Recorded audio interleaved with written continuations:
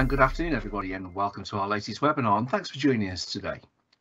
Today we're joined by Owen Miller from the Thames Valley and Hampshire Police Violence Reduction Task Force, and he's been working with some Home Office colleagues on some of the team's great work, and we're going to be sharing that today and understanding what we can learn from that and how that can be benefit other forces.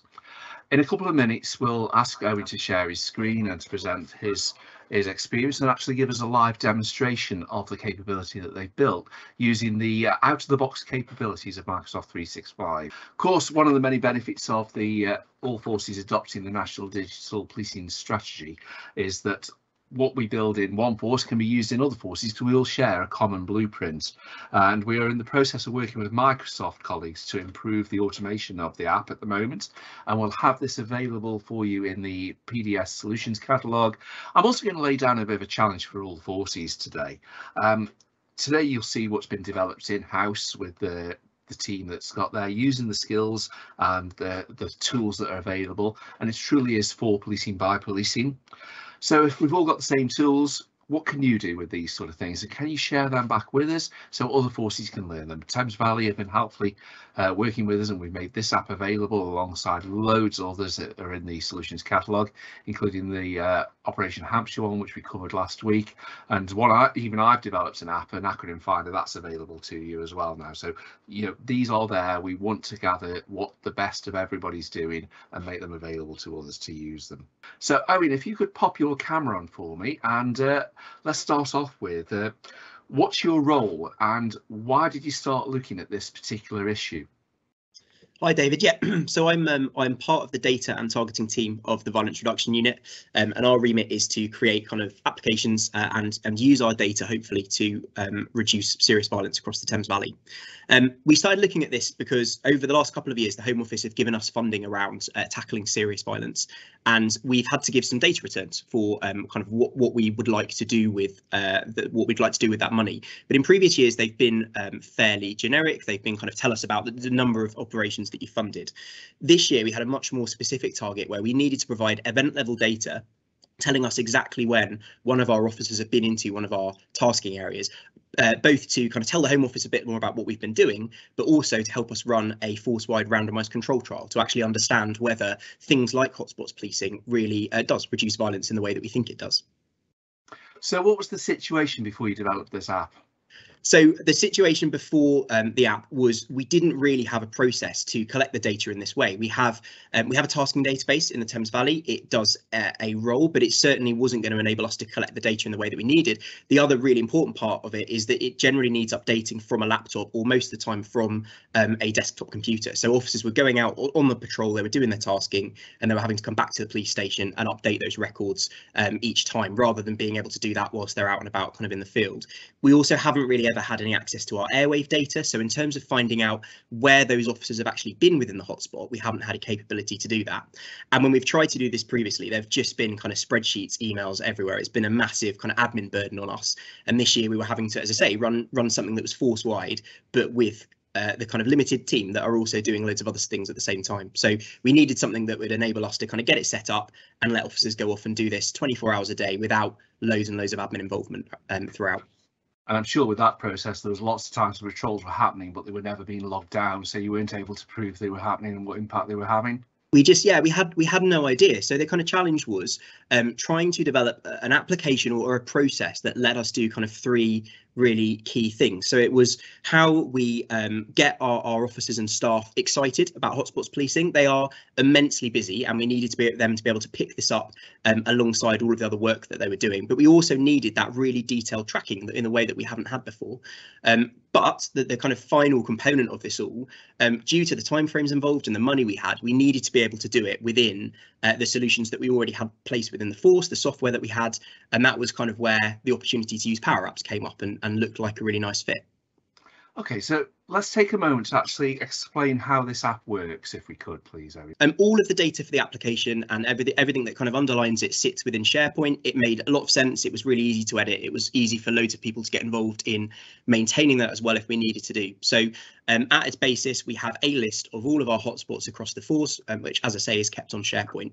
We use Power Automate to help us randomize those hotspots. So every day we take about half of those hotspots and we say, these are ones we want to patrol for the day. About half of them we say, actually leave these for the day. And that's what helps us understand whether or not the hotspots policing is actually working.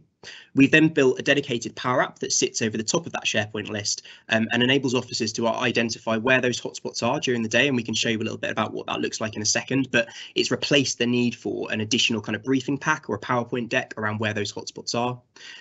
We've then also got SharePoint list where that data then goes. So when an officer checks in and out of that hotspot, that data is then recorded in SharePoint. We've got a couple of processes that will, I guess, be slightly different in each force, dependent on what technology you have there. But all of that data for us makes its way eventually into Power BI, and that's where we do the analytics at the end to actually understand how many patrols have been done and hopefully help us understand the impact of those patrolling.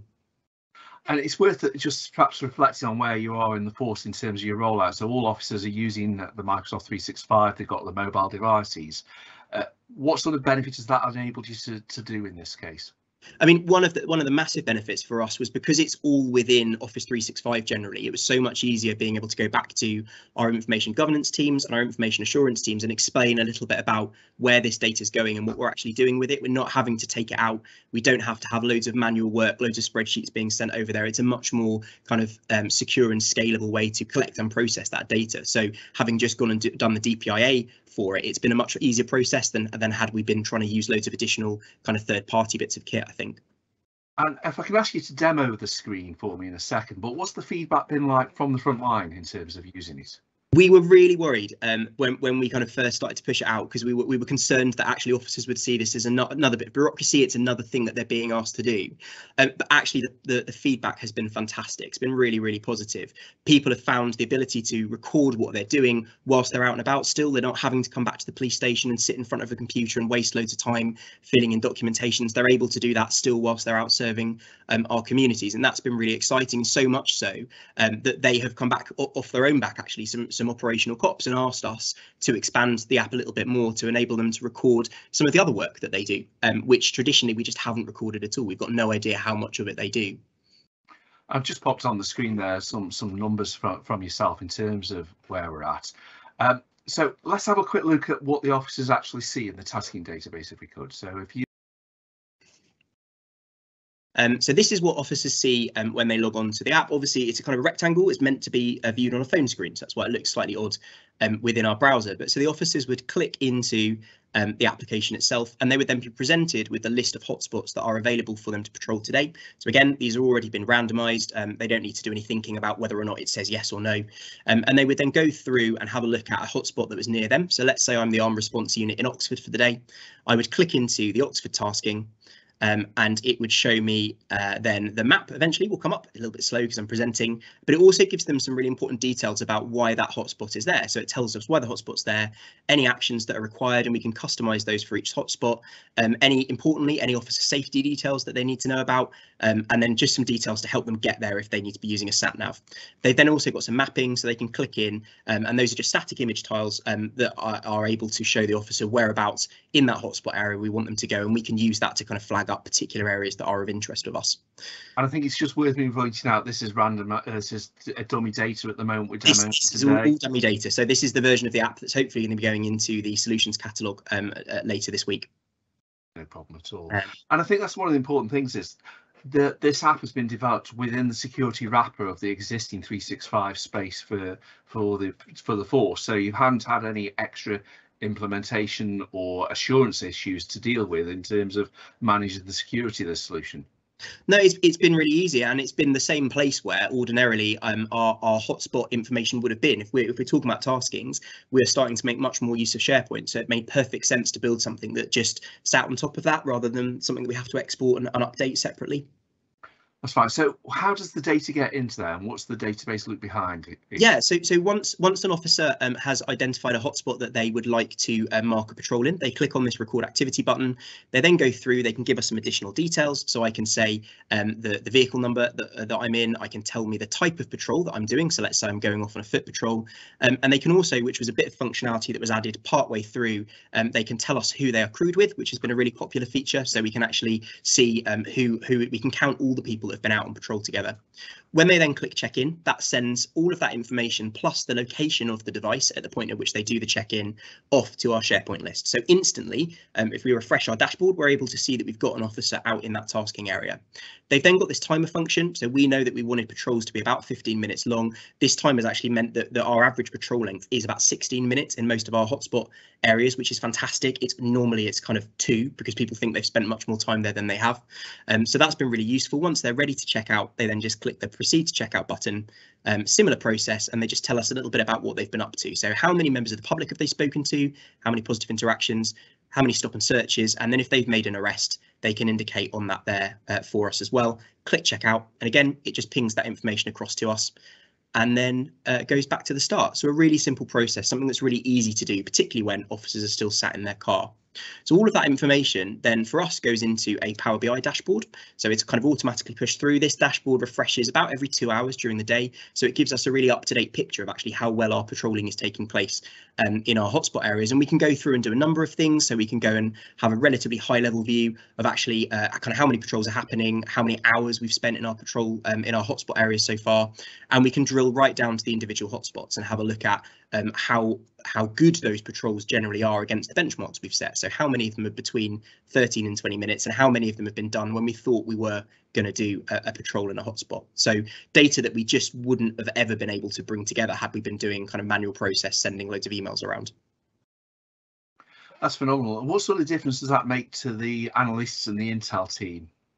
It's just a massive step change. We ordinarily have found it really difficult to prove the value of some of this activity we're doing. Hotspots policing is quite an expensive process. It means us taking our officers away from other activity and putting them into these areas of serious violence. And hopefully what we're going to be able to do with this data is actually prove that it has a really good impact on crime. It reduces crime in the way that we think it's going to. And we're hoping that by being able to do that in the future, we can make sure that we can carry on kind of ring fencing, protecting those officers to carry on this really valuable work. So it's a simple to use solution that sits on the officer's mobile device. It's been put in at relatively no cost. How did you drive adoption? Because that's always the challenge when you change something new. How do our officers know to use it, and what role does supervisors play in getting it to use?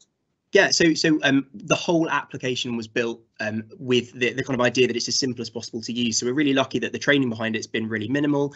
We set up a couple of SharePoint pages basically that we then shared with officers that kind of gave them a walkthrough guide of how to use the application. We're really lucky in the officers we've given this to are super competitive. So actually one of the best ways we found of being able to drive adoption was just kind of put them up against their colleagues. So we've got firearms officers, we've got roads policing officers.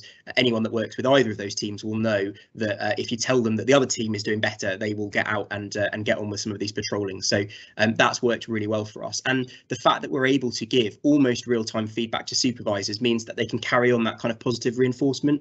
We've been able to spot those officers that have gone above and beyond and make sure that that gets recognised in a way that we never have been able to do before. So that's been fantastic, and that's really helped spread some of that positivity around the app and around how it's been implemented as well.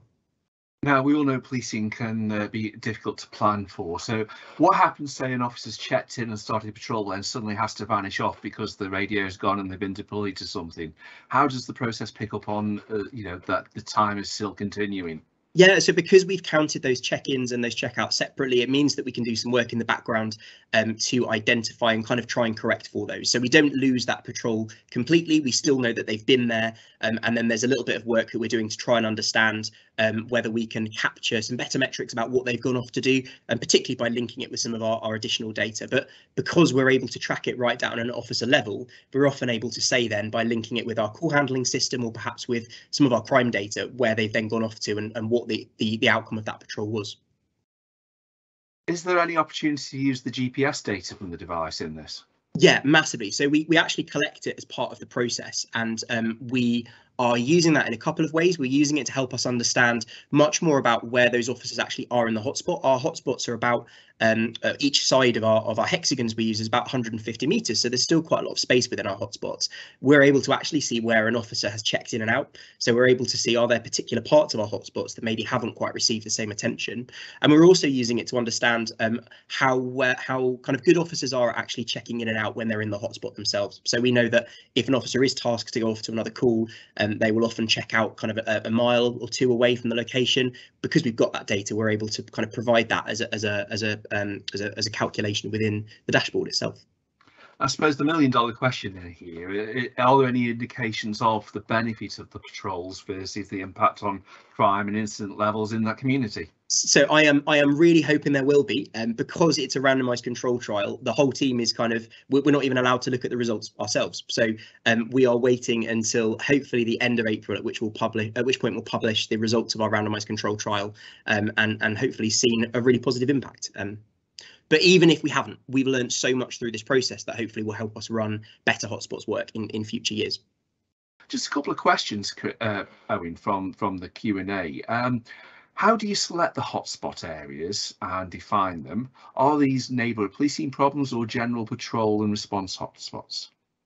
So these are, for us at the moment, purely serious violence hotspots. So we went through and did a process using some of our crime data, identifying those key hexagons across our force where we see higher levels of serious violence. But we are looking next year to make this a little bit broader. We see some benefits potentially in being able to use this more for neighbourhood policing. So some of them will be perhaps more of those ASB issues, for example. There might be road traffic problems. But the idea for us is we have one place where all of those things can go, and then we can kind of enable the right officers to see the right hotspots where they are, rather than what we have at the moment is loads of briefing slides being sent around all over the place, and quite difficult to maintain and update those. Now, this is a fantastic solution. It's very simple and easy to use, but there's always some negative feedback. What sort of challenges did you get from either the analyst community or from the front line? So there were a number of bits that we learned along the way, and they were things like needing the wanting to be able to record officers that they were crewed with. So a really good example. What was really nice about that, though, was because all of this is built within powerapp's, because we're not having to go off to external developers to make changes. Generally, when we did find a bug and when we did want to make some changes, we were able to do that within kind of 24 hours, which is almost unheard of when it comes to trying to get through that through a kind of more formal ICT process. We've certainly learned some other things as well around kind of how we deploy the application. So this at the moment is being used through a web browser. We're really interested in other ways potentially of that being shared with some of our officers, so it's in the same place as all the other information that they might need to do some of these hotspots well. And we're hoping that next year we might find a slightly better permanent home for this, which would be really good. Okay, so another couple of questions that have come in, if I can point them at you first, and one from a member of our team, actually. It's a really great app and it really likes it, but have you explored snail trails of the officers' patrols? So you've got a little map and showing where they've actually walked through to do that. Have you explored that yet? So it's one of the things we spoke about really early on in our design. We didn't initially do it because there's a kind of added level of complexity to it, but we are still having a look at that. And I think there are a number of ways, potentially using timers and all sorts of other things that could enable you to do some of that. So certainly of interest for us. The other thing linked to that is we're really interested in seeing whether we can make use of some other things we've spotted within Power Automate to automatically notify officers if they come into a tasking area. So kind of almost that geofencing around a place, which we think would help by just making sure that people know that there's a tasking area there, so they can hopefully do that alongside the other things that they're doing throughout the day. And that preempted a question that's just come in from Mark around that very subject. You know, have you or are you building that geolocation area to automate? So obviously something that you're considering and is in the pipeline. Another question here: South Wales Police are looking to move our daily task and management meetings and other meetings to Microsoft Lists. How does this link into formal briefings and forums? I'm sorry if this has been covered, it's joining late. At the moment, that's not really where you're at, but it's something you're looking at. Yeah, no, absolutely. So we kept this very separate because this was a kind of an additional process on top of our taskings, but you can instantly see some really simple ways that you could integrate those together. The idea of perhaps having one list of priority taskings across the force and being able to then set a single kind of filter perhaps in that list that would automatically push it across into the app, so that instantly you've then got officers kind of considering that as part of your patrol plan. So the more that we move some of our processes, and we are kind of looking at this as a force at the moment, the more we move some of those processes into Office 365 using SharePoint, all the things that link up together, it just makes it so much easier to build something that's far simpler and quicker to get that information to the right people. And for Debbie, who's put that question in, if you do take a look at the transformation website or reach out to the team, we have done a video with Derbyshire where they've done this tasking process that used planning. Obviously, they're now looking at how we migrate that across, and more than happy to work on that with you, because this is a real valuable element of it, and bringing the people together. It has some huge opportunities in there to do that. So, Owen, what's next? What other opportunities are there for taking this Power Apps level forward for you? So I'm lucky to work in a brilliant team of people who are constantly coming up with some amazing ideas about where we might take this next. As I say, we've had some requests directly from officers about how we build this out and add some additional capability to start tracking some additional things that they do throughout their day. We're also really lucky in that we've got our Chief Constable's management team are really interested in how we can change some of our processes in the force to make better use of some of this technology. So during the next financial year, we'll be looking at hopefully doing some of that integration, changing some of those processes, so we've got a much more streamlined system for officers that are out and about in our communities to access that information they need to go off and do these really good kind of evidence-based bits of patrolling across the force.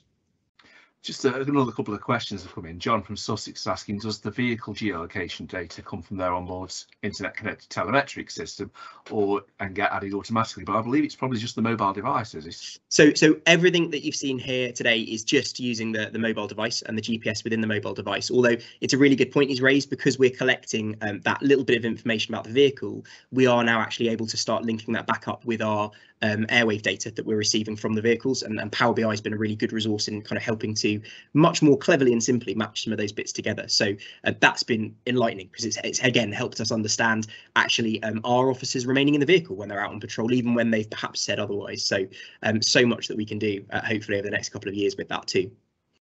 A question, I haven't got a name unfortunately, but how do you manage the chances of partnerships both recording the same information? So a couple of different ways. It was one of the main reasons that we added that ability to record your colleague who you're with, because people didn't want to feel like they were being missed out. We're also able to do some deduplication based on that vehicle number. So because people put their vehicle in there, we're able to go through and say actually they both checked into the same location at the same time with that vehicle. And finally, we've got a little bit of data quality work to do in the background. Because we've recorded those locations, we're able to say actually two officers that are standing almost next to each other checking in at the same time are very likely to be the same patrol. So because again we've collected all of that data up front, it means we can go back and kind of make some corrections as we go when we need it to be a little bit more accurate and reliable. And a great comment from Mark up at Cumbria, who've been developing a similar concept, but they've only gone the check-in and check-out point. They haven't developed it as far. So, Mark, at the end of the week, you can download it and see if that helps you out. And it just shows, the value of sharing what people are working on as well. Because if we can join you together and collaborate, that means we can get probably better products for more forces out of this approach. And great comment from Deb over in South Wales. Yeah, I think you'll be definitely one up for the workshop. So if we can get you along to that workshop, that would be brilliant to do. And we are bringing forces together on this. If there's no more questions coming in, Owen, thank you very much. Is there anything else, hot tip, that you'd like to share with people about taking this forward or using the Power App solutions?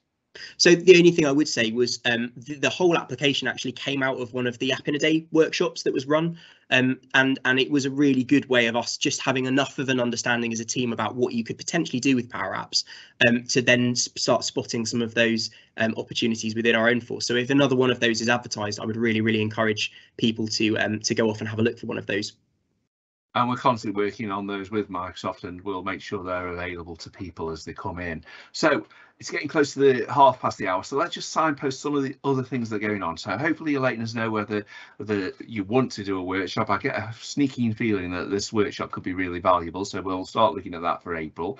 And next week we've got a few more events going on. So many of you will have joined us for our fantastic webinar with South Yorkshire Police, who were talking about how they were using the 365 suite to help them do scrutiny of stop search. So there's a workshop to pick up on that work and to examine how you can take that forward. That's taking place on the 21st of March. You can see the QR code on screen at the top there. Stick your phone at that on camera mode and it'll bring up the registration link for you so you can join that. All our workshops are a police only audience, unfortunately, but we really do want you to come along and join them. Next week's webinar, as many of you know, we are closing as a programme the NEP, but the PDS will continue, the Police Digital Service. So we'll be doing some reflections from the implementation of the NEP next week and providing some feedback, some things that we'd do again, some things we wouldn't do again. And that's of real value to both forces and change programmes. So we hope you can join us for that 30-minute webinar next week. The Operation Hampshire workshop to support the adoption of the Hampshire solution. I do know that all chiefs have been contacted about Operation Hampshire in the last few days through the Chiefs Net, so I'm sure that if you're involved in the administration of 365, you'll be getting the question very soon as, can we do this? I'll come along to the workshop and understand more about that, or you can download that from the solutions catalogue now. And our last webinar of March will be Life Beyond NEP and an introduction to the new Police Digital Service and Business Engagement team. And webinars will continue. We will take a little break over Easter, but webinars will continue so we can keep coming forward. So therefore we need to hear from you about what really matters to you so we can make sure that content is there, because I think we've heard a great one today from Thames Valley, and the forces sharing information is what really does matter to us, so we can do that. Just a couple of quick plugs. There's a couple of links on screen there that if you grab those links, there's some guides that you will find helpful for forces. I do urge you to replay the Tom's Top Tips webinar that we did a couple of weeks ago. It's getting a lot of traction at the moment and we should really get more people to watch that. It's really useful to share in force and helps hundreds of users to get more and more out of the technology that is available. Just a reminder, we're not too far off from the Police Digital Summit in May. Hopefully we can see some of you face to face then as well.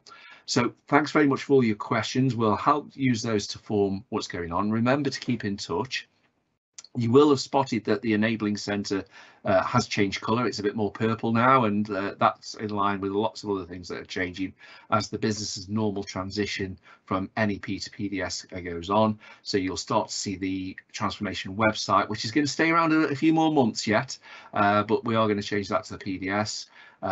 The force collaboration team, if you've got access to that, we will be changing the name of that as well, but keeping it so you've got a really simple way to keep in touch with us as we continue. So hopefully you can join us next week for your reflections, and we'd really like to get your feedback on that at next week's webinar. So look forward to next week when you can join us then.